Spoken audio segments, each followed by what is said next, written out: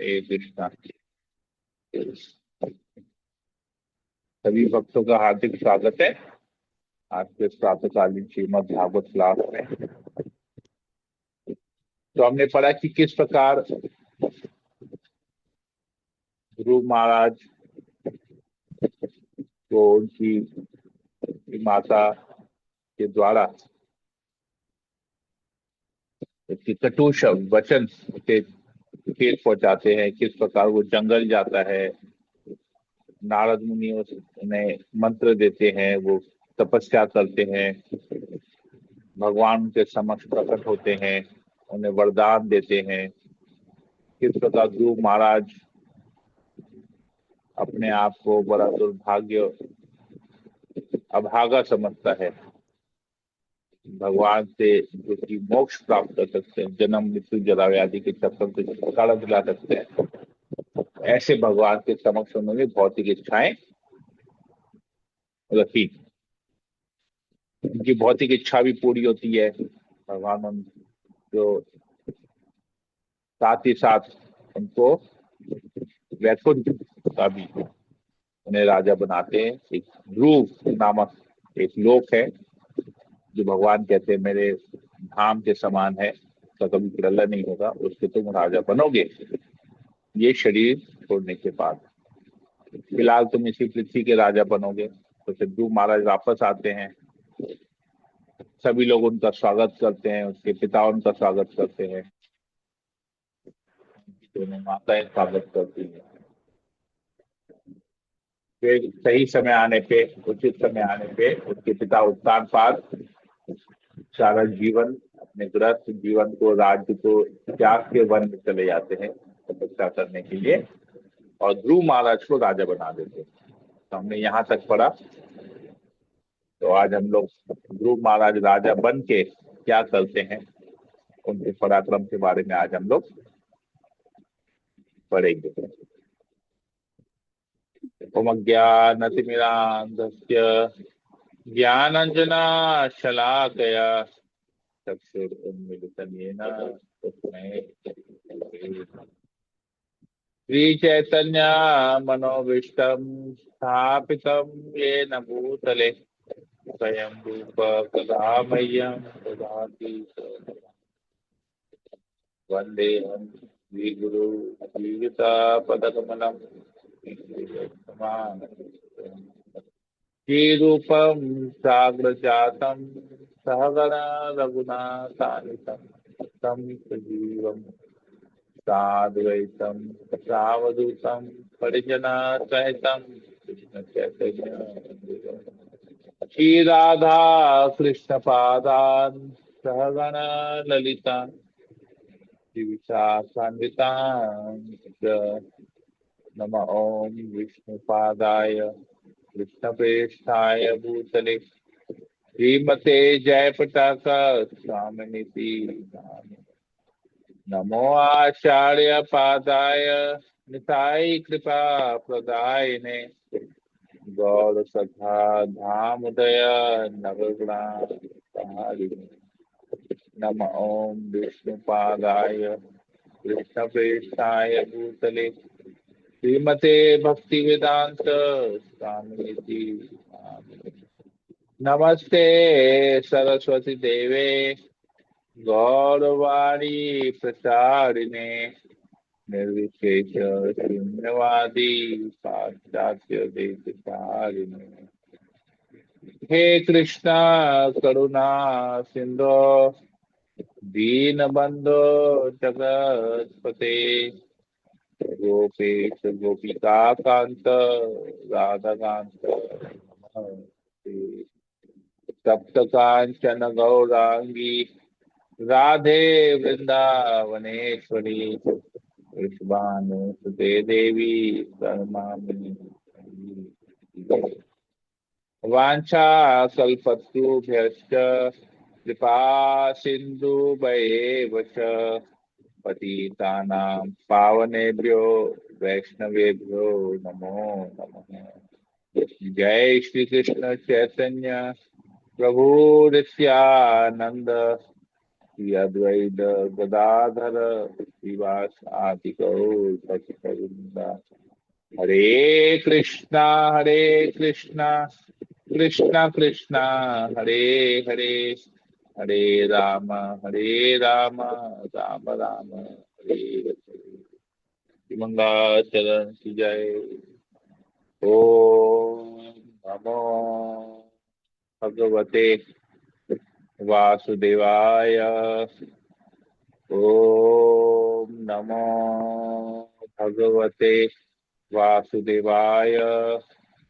ओम नमो भगवते वासुदेवाय। श्रीमद्भागवतम चतुर्थ स्कंद अध्याय 10। अध्याय का नाम है यक्षों के साथ ध्रुव महाराज का युद्ध। तो जिन भक्तों के पास भागवतम है वो लोग खोल लेंगे चतुर्थ स्कंद अध्याय 10, पेज नंबर 509, 509। श्लोक नंबर 1। मैत्र ऋषि ने कहा, हे विदुर, तत्पश्चात ध्रुव महाराज ने प्रजापति शिशुमान की पुत्री के साथ विवाह कर लिया, जिसका नाम धमी था। उसके कल्प तथा वत्सर नामक 2 पुत्र उत्पन्न हुए। ध्रुव महाराज अभी राजा बन गए और अभी गृहस्थ जीवन में भी उन्होंने प्रवेश किया, विवाह किया। तो देखेंगे हमारे यहाँ पर भी ना एक बहुत सिमिलैरिटी है। ऐसा विवाह करने से पहले ना जो लड़के हैं वो लोग पहले अपने आप को सेट करते हैं, बिजनेस में या नौकरी में सेट करते हैं, उसके बाद विवाह करते हैं।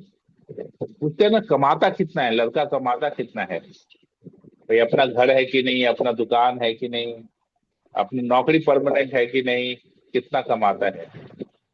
तो इधर ध्रुव महाराज जी पहले राजा बने, राजा के पुत्र है तो उनको कोई भी स्त्री मिल जाएगी विवाह करने के लिए, लेकिन पहले राजा बने।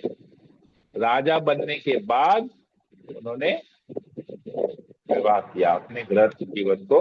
तो पहले अपनी जिम्मेदारियों को पहले लिया, उसके बाद गृहस्थ जीवन में वो प्रवेश किए। अगला श्लोक। अत्यंत शक्तिशाली ध्रुव महाराज की एक दूसरी पत्नी थी, जिसका नाम ईला था, और वह वायुदेव की पुत्री थी। देखिए वायुदेव की पुत्री, कितने महान है ध्रुव महाराज कि वायुदेव की पुत्री उन्हें मिली है, देवता देवता की पुत्री मिली है। उससे उन्हें एक अत्यंत सुंदर कन्या तथा उत्कल नाम का एक पुत्र उत्पन्न हुआ। तो ध्रुव महाराज की 2 पत्नियां, पहले से 2 पुत्र और दूसरी पत्नी से एक पुत्री और एक पुत्र। ध्रुव महाराज का छोटा भाई उत्तम, जो अभी तक अनब्याहा था, एक बार आखेट करने गया और हिमालय पर्वत में एक शक्तिशाली यक्ष द्वारा मार डाला गया। उसकी माता सुरुचि ने भी अपने पुत्र के पथ का अनुसरण किया, अर्थात मर गई।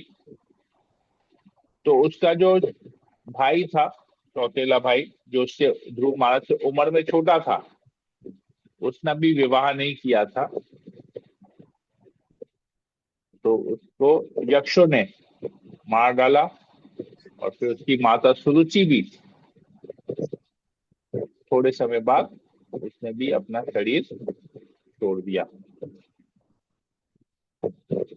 तो जब ध्रुव महाराज ने यक्षों द्वारा हिमालय पर्वत में अपने भाई उत्तम के वध का समाचार सुना, तो वे शोक तथा क्रोध से अभिभूत हो गए। वे रथ पर सवार हुए और यक्षों की पूरी अलकापुरी पर विजय करने के लिए निकल पड़े।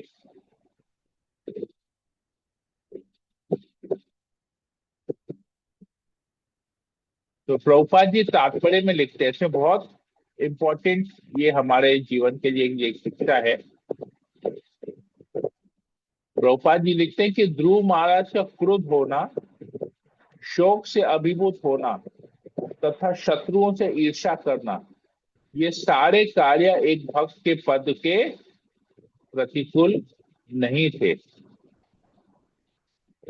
प्रतिकूल नहीं थे मतलब अनुकूल थे। अभी हम बोलते हैं कि हमको तो भक्त में तो हमेशा समान रहना चाहिए, समता भाव रखना चाहिए, सुख या दुख कभी हमको अफेक्ट नहीं करना चाहिए, किसी से ईर्ष्या नहीं करनी चाहिए, कभी क्रोध नहीं करना चाहिए। तो क्रोध के कारण ही ईर्ष्या आती है, तो कभी क्रोध नहीं करना चाहिए, ईर्ष्या नहीं करनी चाहिए। तो ऐसा क्यों? लेकिन यहाँ पर देख रहे हैं कि ध्रुव महाराज तो सब कुछ कर रहे हैं। अब ध्रुव महाराज तो भक्ति के महाजन है। अब मैं भक्ति के जो महाजन है, जिसमें यमराज भी आते हैं, जिसमें प्रहलाद महाराज भी आते हैं, जिसमें भीष्म देव भी आते हैं,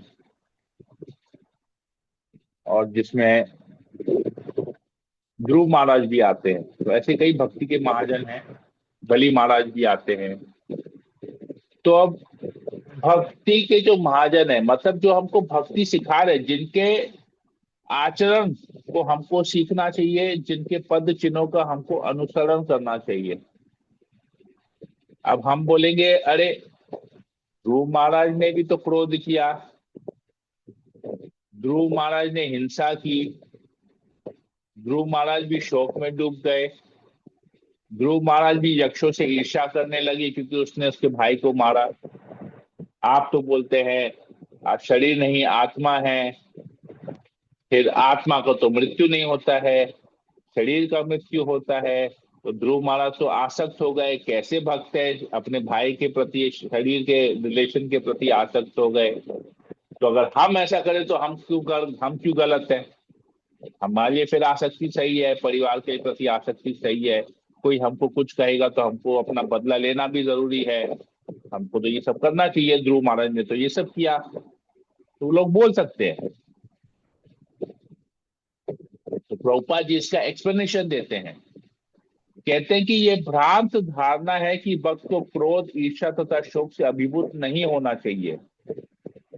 ध्रुव महाराज राजा थे, अतः जब उनके भाई को अकारण मार दिया गया तो उनका धर्म था कि हिमालय के यक्षों से वे बदला लेते। तो अकारण, अब अकारण यहां पर कैसा है कि जो उनका भाई है उत्तम, वो यक्षों से युद्ध करने नहीं गया था,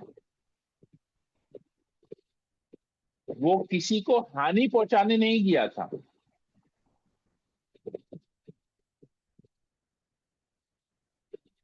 तो वो अपने अपने अपने पर्पस के लिए गया था वहां पर, लेकिन उसे पकड़ के वहां पर मार दिया गया। तो और किसी को ये यक्ष और किसी को हानि नहीं पहुंचाएं, उत्पात नहीं करें, इसीलिए इनको मारना जरूरी था। तो ये हमारा कर्तव्य बनता है। ऐसे तो लोग कई तरह के गलत कार्य करते हैं, हमारा जिम्मेदारी फिलहाल तो नहीं है, क्योंकि हम ऐसी पदवी पे नहीं है कि हम लोगों को गलत कार्य करने से रोकें या उन्हें गलत कार्य करने की सजा दें। परंतु जब हमको कोई पदवी मिलती है जहां पर हमको गलत कार्य को रोकना चाहिए, तो वो हमको करना चाहिए, नहीं तो हम उस पदवी के लायक नहीं है। उस पदवी में रह के अगर हम गलत कार्यों को कंट्रोल नहीं कर सकते तो फिर वो अधर्म कहलाएगा, वो धर्म नहीं कहलाएगा। तो गलत कार्यों को रोकना चाहिए। और ह्यूमन नेचर एक टेंडेंसी है, शोक हो सकता है, क्रोध आ सकता है, लेकिन वो क्रोध दूसरों को हानि पहुंचाने के लिए नहीं, बल्कि धर्म की रक्षा करने के लिए अगर क्रोध करना पड़े, क्रोध हमको पड़े, क्योंकि धर्म की रक्षा करना मतलब ये धर्म भगवान द्वारा स्थापित होता है। तो जो असहाय प्राणी है उनकी रक्षा करना, ये धर्म में आता है।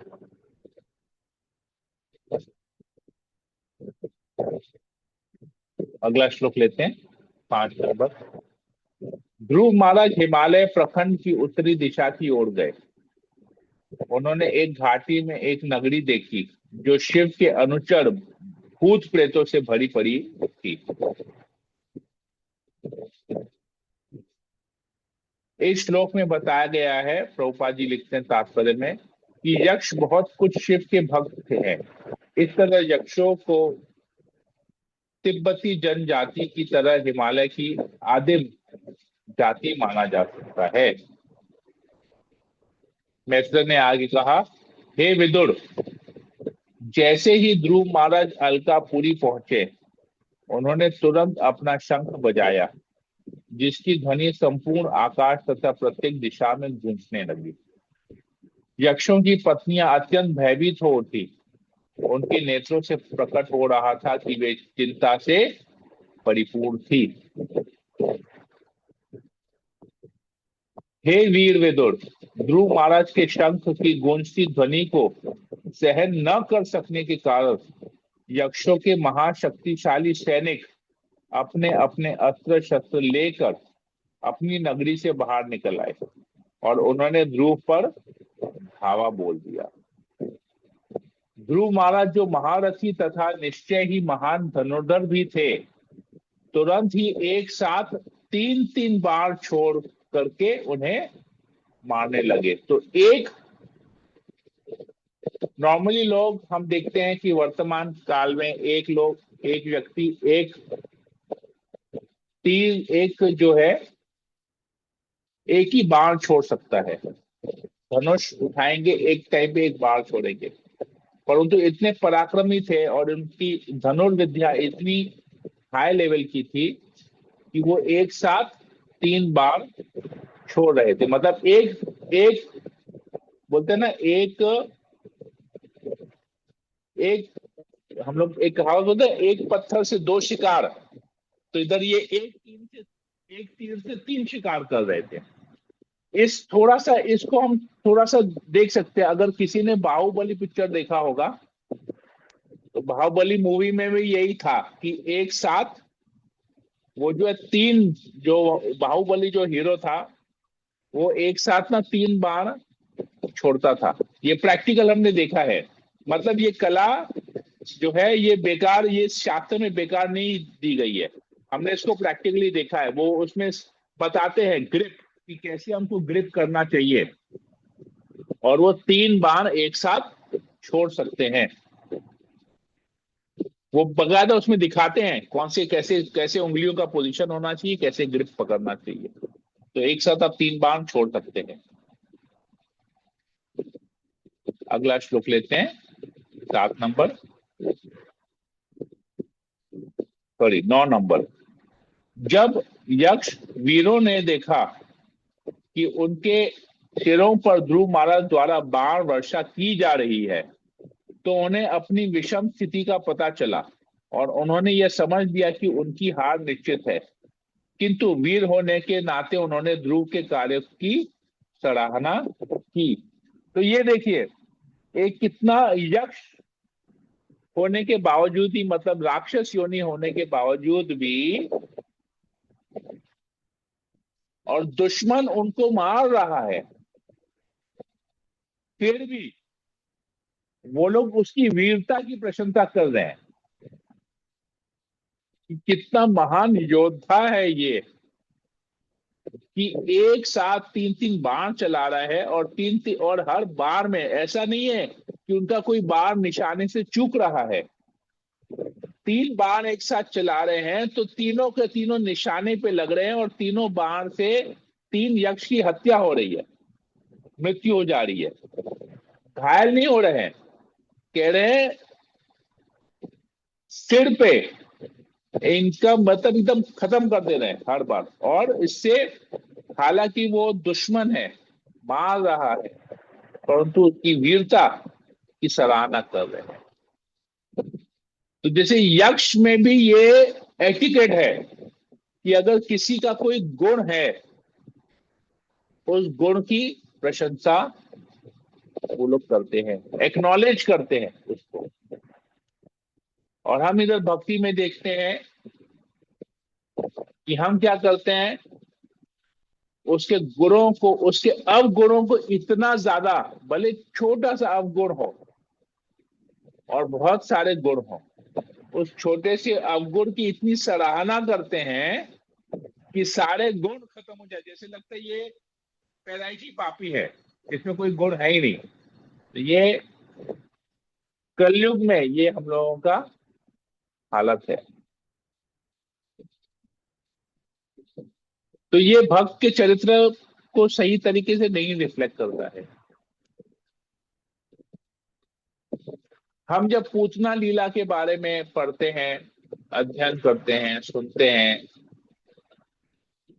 तो हम उसमें देखते हैं कि जब पूतना भगवान कृष्ण को, पूतना एक बहुत सुंदर स्त्री, मानो लक्ष्मी देवी जैसी एक सुंदर वेश धारण करके, हालांकि वो बनावटी था, दिखावटी था, फिर भी एक सुंदर वेश धारण करके कृष्ण के घर में घुसती है, कृष्ण को गोद में उठाती है और अपना स्तनपान कराती है। स्तनों में क्या लगा रहता है? विष। कृष्ण को मारने के लिए आती है। तो जिस समय वो अपना स्तनपान कराती है, उस समय कृष्ण अपनी आंखें बंद कर लेते हैं। भागवतम में आता है कि आंखें बंद कर लेते हैं। तो हमारे आचार्यगण बताते हैं कि कृष्ण जब आंखें बंद करते हैं, तो आंखें बंद करके कृष्ण पूतना के पूरे जीवन को स्कैन करते हैं। जैसे हम लोग देखेंगे जेरोक्स मशीन जो होता है ना, उसमें जेरोक्स करना पड़ता है ना, पहले कागज डालते हैं, कागज डाल के उस मशीन के ढक्कन को बंद करते हैं, बंद करके उसको फिर स्कैन करते हैं। स्कैन करते हैं तो उस कागज में जो भी होता है उस मशीन में आ जाता है, और फिर उसको बटन दबाते हैं तो पूरा जो मशीन ने जो स्कैन के कागज में जो था उसका एक प्रिंट आउट निकल जाता है, एक जेरोक्स करके निकल जाता है। देखिए ना ये चीज, सब लोग देखिए ना जेरोक्स के समय। जी तो प्रभु। कृष्ण ने भी अपनी आंखें बंद कर दी और पूरी पूतना के जीवन को स्कैन करने लगे। अभी मान लीजिए अगर उस स्कैनर में, उस जेरोक्स मशीन में आपने कोरा कागज डाला है, तो कोरा कागज जब स्कैन होगा तो क्या आएगा? कोरा ही आएगा। उसमें तो कुछ लिखा हुआ नहीं है, छपा हुआ नहीं है, तो कुछ नहीं आएगा, तो पूरा ब्लैंक आएगा। तो जो कागज भी निकलेगा छपा हुआ, वो छपा हुआ कागज में छपा हुआ कुछ नहीं होगा, कोरा कागज निकलेगा। वैसे ही कृष्ण ने जब अपनी आंखें बंद की और पूतना के पूरे जीवन को स्कैन किया, तो स्कैन करके देखा कि उसने कोई भी एक अपने पूरे जीवन में, इस योनि में, इस राक्षसनी की योनि में उसने कोई भी एक ऐसा कार्य नहीं किया है जिसके बदले में मैं उसे कृपा कर सकूं, उसकी उसको कृपा दे सकूं। पूरा जीवन उसका स्कैन कर दिया भगवान ने आंखें बंद करके। तो भगवान बोले कि ये तो कुछ नहीं किया है, परंतु ये मेरे पास आई है, जो मेरे पास आया, मेरा फर्ज बनता है कि मैं उसके ऊपर कृपा करूं। मैं कृपा किए बगैर रह नहीं सकता। मेरा तो नाम ही है करुणा सिंधु। मैं तो करुणा का सागर हूं। अब मैं करुणा के सागर में से अपने कृपा की, करुणा की एक बूंद भी नहीं दूंगा, तो मेरा नाम करुणा सिंधु कैसे बना रहेगा? तो मुझे तो उसके ऊपर कृपा करनी है, ये आई है मेरे पास। तो भगवान बोलते हैं चलो, पूरे जीवन में कुछ नहीं किया, सारा जीवन ब्लैंक है, कोई दिक्कत नहीं है। अभी तो आई है, भले स्तन में जहर लगा के आई है, लेकिन दूध पिलाने आई है। दूध पिलाने के माध्यम से जहर पिलाएगी, लेकिन मैं जहर को साइड कर दे रहा हूं। मैं केवल इसके इस दूध पिलाने के भाव से, मातृत्व जो भाव है इसका, इस भाव को मैं ग्रहण करता हूं और मैं उसके ऊपर कृपा करता हूं। और मैं इसको, मैं तो इसका जहर पिलानी है, मैं तो जहर पीऊंगा ही, कोई प्रॉब्लम नहीं है। दूध पिलानी है, मैं इसका दूध भी पीऊंगा, कोई दिक्कत नहीं है। साथ ही साथ इसके प्राण भी पीऊंगा, ताकि वो ये जो इसका जो भयानक शरीर है, ये इससे मुक्त हो सके और भगवत धाम में ये यही मातृत्व भाव से वहां पर मेरी सेवा कर सके। तो भगवान ऐसे कृपालु है। ब्लैंक, एकदम ब्लैंक जीवन, शत्रु, उसके ऊपर भी भगवान कृपा करते हैं। और हम लोग भक्त क्या करते हैं, भगवान की उसी करुणा सिंधु, उसी करुणा के सागर की भक्ति कर रहे हैं, लेकिन जब कृपा करने की बारी आती है तो कंजूस बन जाते हैं। उल्टा इतना उसका निंदा करते हैं, उसने कोई भी एक छोटा सा भी गलत कार्य किया हो, इतना निंदा करते हैं, उस कार्य को इतना बड़ा चढ़ा के बोलते हैं। करुणा, एक ही करुणा उसके ऊपर दिखाते हैं कि उसको अपने जीवन से कैसे निकाला जाए, अपने से कैसे अलग किया जाए उसको, यही करुणा करते हैं। प्रभुपाद ने करुणा किया सबको जोड़ने का, और हम करुणा कर रहे हैं सबको अलग करने का। तो ये प्रॉब्लम है। तो अगर कोई सही गाइडेंस में भक्ति नहीं करता है तो ये प्रॉब्लम आता है। झगड़ा करते हैं आपस में, एक दूसरे के दोषों को देखते हैं। तो एक बार मैं एक लेक्चर में सुन रहा था,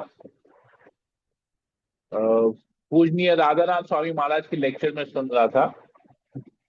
तो महाराज बता रहे थे लेक्चर में कि अगर हम किसी व्यक्ति में दोष देखते हैं, भक्त हो या व्यक्ति हो, किसी में भी अगर हम दोष देखते हैं ना, तो वो दोष एक्चुअली हमारे अंदर है, इसलिए हमको उसके अंदर वो दोष दिख रहा है।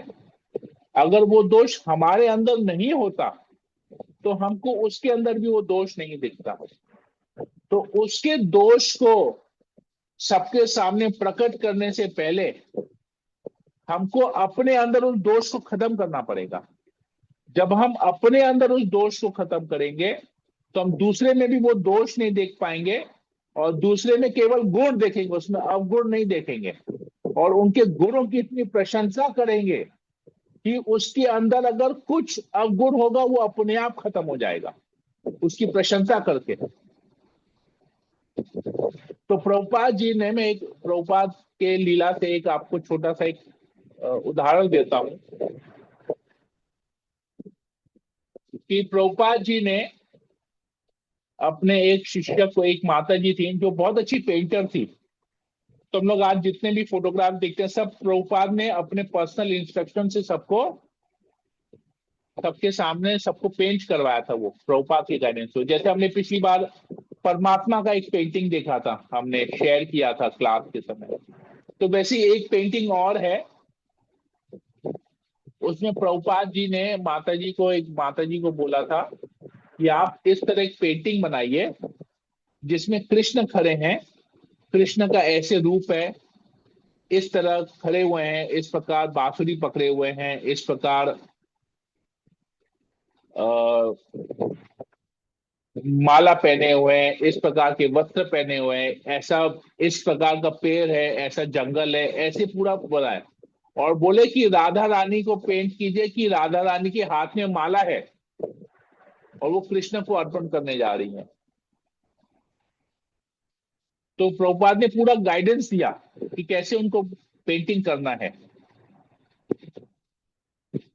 तो माता जी ने तो सारा गाइडेंस लिया, लेकिन एक जगह चूक गई। उसने क्या किया, कृष्ण का रूप परफेक्ट पेंट किया, सही रंग यूज किए, सही बैकग्राउंड पेंट किया, लेकिन जब राधा रानी का हाथ में जो माला था, तो वो राधा रानी का उसने पेंटिंग ऐसा किया कि वो माला कृष्ण को नहीं पहना के जो उस फोटो को देख रहा है उसको पहना रही है, ऐसा उसने पेंटिंग कर दिया। तो अगर आप पेंटिंग देखेंगे, अगर आप सामने देखेंगे, आप जैसे मेरे पीछे आप देखिए, ये कृष्ण है, तो राधा रानी इस तरफ होनी चाहिए और वो कृष्ण की तरफ देखनी चाहिए। तो पता चला कि राधा रानी कृष्ण को माला पहनाने जा रही है। लेकिन उसने क्या किया, अब जैसे कृष्ण आपकी तरफ देख रहे हैं वैसे राधा रानी भी इस तरफ फेस करवा दिया उसका, और राधा रानी आप माला है तो जो उनको देख रहा है लग रहा है राधा रानी उसको माला पहना रही है। समझ में आया कि कैसा उसने पेंट किया? तो प्रभुपाद ने जब उसको उस पेंटिंग को देखा तभी क्या करना चाहिए था? अगर हम होते तो क्या करते? हम बोलते अरे बेवकूफ, इतना समझाने के बाद भी तुमने राधा रानी को उल्टा पेंट कर दिया, देखो दोबारा से पेंट करो। लेकिन प्रभुपाद ने ऐसा नहीं किया। प्रभुपाद ने बोला कि लगता है राधा रानी तुम्हारी पेंटिंग से बहुत खुश हुई है, इसलिए वो माला तुमको पहनाना चाह रही है। तो उसको अपनी गलती का रियलाइज हुआ, तब उसको ध्यान है नहीं वो माला मुझे कैसे, वो तो कृष्ण को पहनाएगी। तो मतलब सोचिए प्रभुपाद ने उसकी प्रशंसा सराहना करके उसको सबक सिखाया कि उसने कैसे गलत किया है। तो ये हमको अपने आचार्य, अपने पूर्व प्रतिष्ठित आचार्य श्रील प्रभुपाद से हमको ये शिक्षा मिलती है। भगवान भी करुणा के सागर है, प्रभुपाद भी शुद्ध भक्त है, करुणा के सागर है। तो हमको भी करुणा का सागर, हमको दूसरों की सराहना करनी चाहिए। यक्ष तो कर रहे हैं, ध्रुव महाराज जो उनको मार रहे हैं उनकी सराहना कर रहे हैं। तो हम तो जिसके साथ भक्ति कर रहे हैं, जिसके साथ उठ बैठ रहे हैं, जिसके साथ प्रोग्राम में जा रहे हैं, जिसके साथ यात्रा कर रहे हैं, हम क्यों उनके में दोष ढूंढते फिरते हैं? हरे कृष्णा। तो समय हो गया है, 7:30 हो गया है, तो हम यहीं पर ही इस कथा को विराम देते हैं। तो अगर किसी कोई भक्त को कोई प्रश्न हो यहाँ पर पूछ सकते हैं, कुछ कमेंट हो, बोलना हो तो बोल सकते हैं। हरे कृष्णा। हरे कृष्णा प्रभु, दंडवत प्रणाम। धन्यवाद। बोलिए। तो वो जैसे हरे ध्रुव कृष्ण। महाराज के लिए बोले ना आप कि उनको क्रोधित आया, पर भक्त को तो नहीं आना चाहिए। इसलिए हम लोग के जीवन में भी ऐसे होता है प्रभु, कभी कभी भी हम लोग गुस्सा होते हैं ना कोई काम में, घर वाले बोलते तुम लोग तो इतना चैंटिंग करती हो, इतना भक्ति करती हो, तुम लोग को गुस्सा नहीं होना चाहिए। तो ऐसा तो होता है थोड़ी जगह, भक्त है तो भक्त को गुस्सा नहीं आएगा। कोई कुछ गलत आकारण होगा तो गुस्सा तो आएगा ही ना। हाँ हाँ हाँ, अगर गलत दिखता है तो क्रोध करना चाहिए। जैसे मैं करता हूँ कभी कभी, हमारे घर में कोई एक ऐसी चीज आती है, बाहर से कोई कुछ हमें देता है, खाने पीने की चीज देता है, तो वो भगवान को भोग नहीं लगता है और खाना चालू कर दे तो मुझे क्रोध आता है। मैं बोलता हूँ इतना क्या जल्दी है खाने का? ऐसा तो नहीं है कि तुम लोग ये डब्बा रखोगे भगवान के सामने तो भगवान पूरा डब्बा खाली कर देंगे और तुम लोग को खाली डब्बा देंगे, ऐसा तो है नहीं। 5-10 मिनट का ही फर्क है। तो भोग लगाने में क्या मतलब, सोच कैसे सोच रहे हो कि तुम लोग ये खाएंगे हम लोग?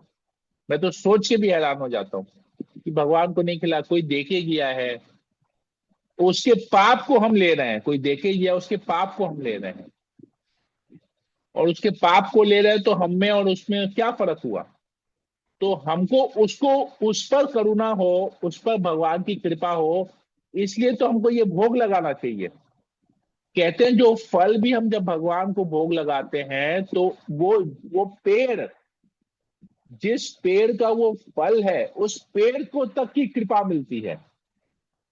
तो हम क्यों किसी को कृपा से वंचित करें? तो ये क्रोध आएगा, आना चाहिए, क्योंकि वो क्रोध को भी हम जब भगवान की सेवा में हम यूज करेंगे तो गलत नहीं है।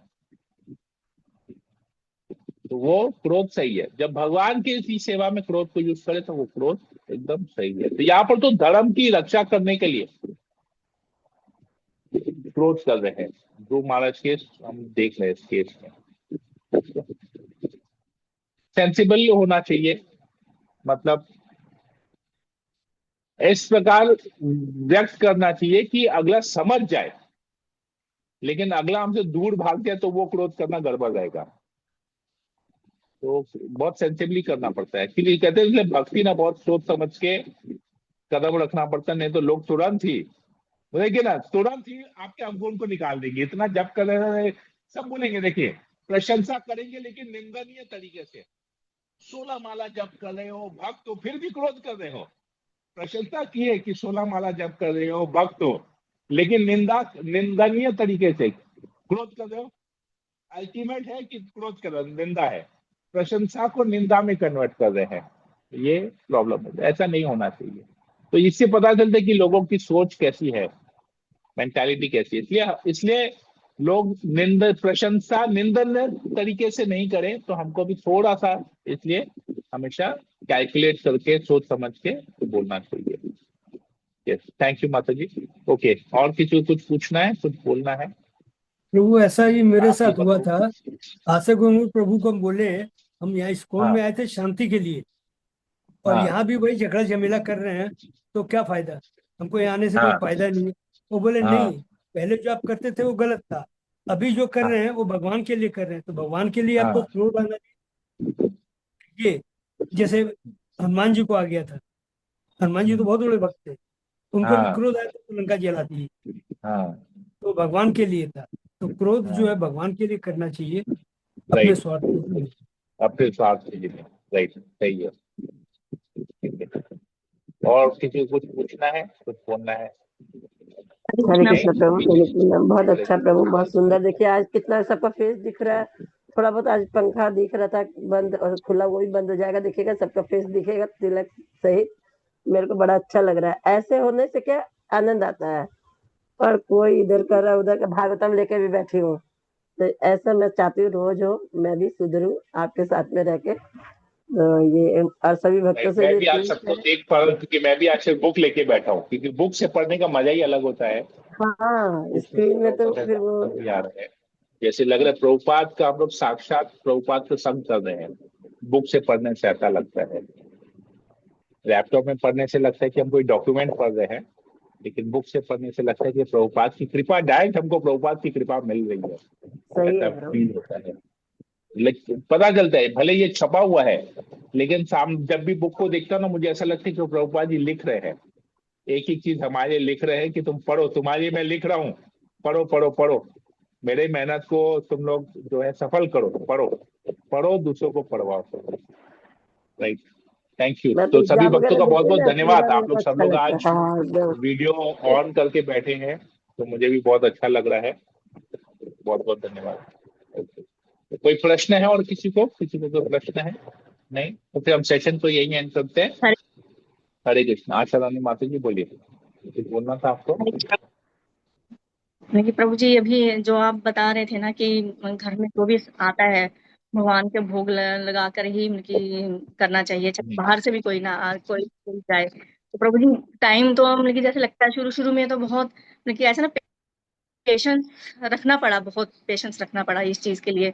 मुझे तो थोड़ा सा हैबिट में आ गया था धीरे धीरे, लेकिन घर में जो चीजें थी वो थोड़ा थोड़ा होना शुरू हुआ है अभी। जैसे कोई भी चीज आती है तो अब बेटी का भी हो गया ऐसा नेचर कि मम्मी ये मैं लेकर आई हूँ, ये भगवान को दे दीजिए। फिर प्रभु का भी ऐसा हो गया है कि कोई भी सामान लेकर आएंगे, पहले भगवान का बर्तन निकालेंगे, उसमें डालेंगे, तो फिर वहां रखेंगे। तो मिलकी पेशेंस थोड़ा रखा, तो वो चीजें आगे आगे आगे सही हुई है। तो बहुत मिलकी चीजें भगवान अपने आप कृपा की है। तो मेरे ख्याल से बहुत ही मुझे ये सोचकर अभी आपने जब बताया तो मुझे वो रियलाइज हुआ कि नहीं, ये सारी चीजें जो भगवान की कृपा से जो हुई हैं, कितना मिलकी अच्छा लगता है कि अपने मन को भी कि हाँ, भक्ति जो है हम लोग जो बोलते हैं, ये जो उच्चारण करते हैं हरि नाम का, वो पूरे घर का जो एटमोस्फेयर है जो, वो उसको कितना मतलब कि वो साफ करते हैं, क्लीन करते हैं, और उनका दूसरों का भी माइंड जो है वो भी कितना फ्रेश हो जाता है या फिर का चेंज हो जाता है लाइफ। तो बहुत चीजें राइट। हैं रियलाइज होती है लाइफ में। हरे कृष्णा प्रभु, प्रणाम। हरे कृष्ण। बहुत बहुत बहुत धन्यवाद माता जी, अपना फैमिली का ये प्रैक्टिकल एक्सपीरियंस शेयर करने के लिए।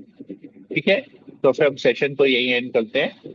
हरे कृष्णा कृष्ण कृष्ण कृष्ण हरे हरे, कृष्ण हरे हरे हरे, राम हरे राम राम हरे राम राम, हरे राम हरे, राम। वांछा कल्पतरुभ्यश्च कृपा सिन्धुभ्यैव च पतितानां पावनेभ्यो वैष्णवेभ्यो नमो नमः। समयेत भक्तवृंद की जय, जगत गुरु श्रील प्रभुपाद की जय, श्रीमद् भागवतम की जय। जय हरे कृष्णा। हरे कृष्णा।